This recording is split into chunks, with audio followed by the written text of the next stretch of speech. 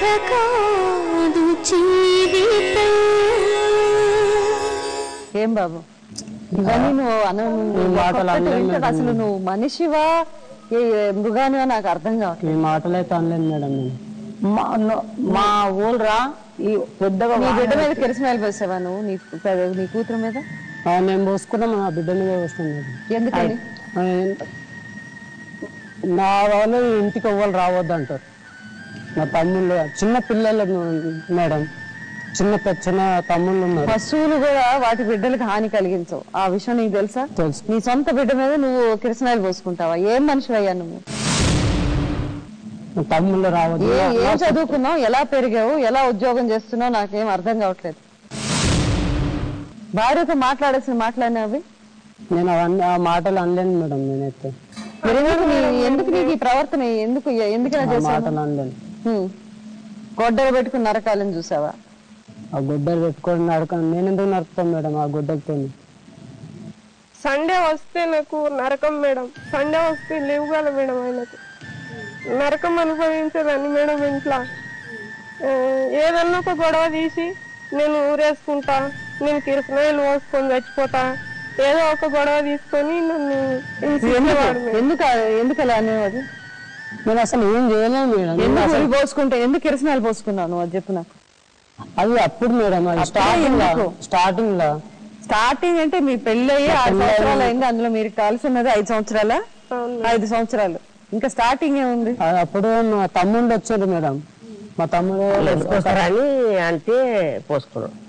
మా చెల్లెలు కొడుకులు ఎవరు రావద్దట. అంటే నన్ను కొట్టిండ్రు మేడం. మరి వాళ్ళు నన్ను జుట్టు పట్టి కొట్టిండ్రు, రోకన్లతో కొట్టిండ్రు వాళ్ళ కొడుకులు, వీళ్ళ తమ్ముళ్ళు, వీళ్ళ చిన్నమ్మ కొడుకులు.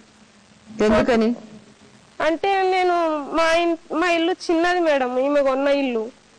అయితే మాకే రాసియాలే, ఇది మాకే మొత్తం, మీరు వెళ్ళిపోండి, ఎందుకు నడుపుకున్నవేవన్నీ, ఎందుకు పెళ్లి చేసినవేవనికి, వాళ్ళని ఎక్కడనే నిలబట్టు, నాకే ఈ ఆస్తి అంతా కావాలి అని ఆమెను అంటే నాకు కోపం వచ్చింది మేడం. మరి నన్ను ఎందుకు తెచ్చుకున్నారు అట్లాంటి వాళ్ళు?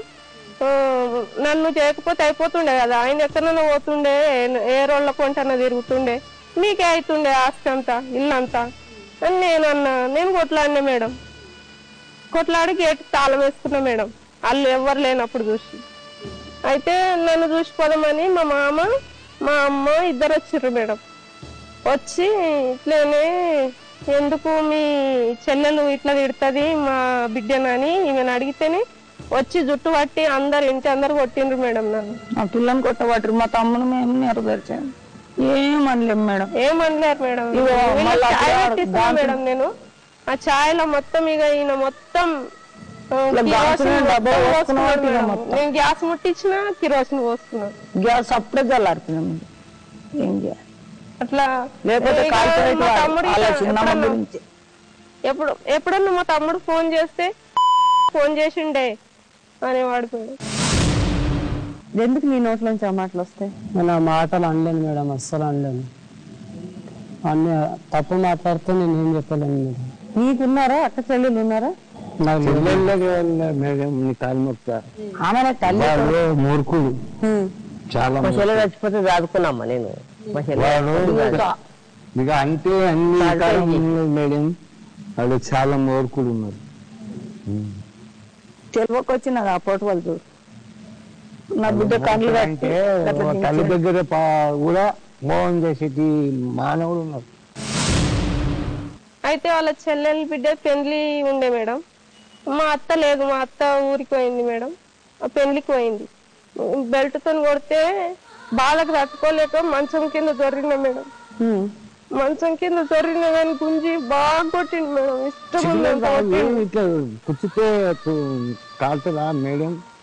నీ కాలు మొక్తా.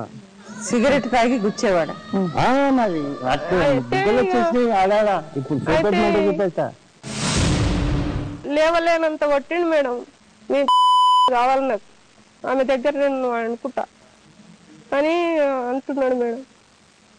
మా నేను తోలుకరాను, నీ ఇష్టం ఉంటే నువ్వు తోలుకొచ్చుకోపో అని అంటే నిజంగానే పోయి తోలుకొచ్చుకున్నాడు మేడం. తోలుకొచ్చుకొని ఆ నైట్ అంతా ఆమె దగ్గర, నేను ఒక రూమ్ లో, వాళ్ళిద్దరు ఒక రూమ్ లో. కాదు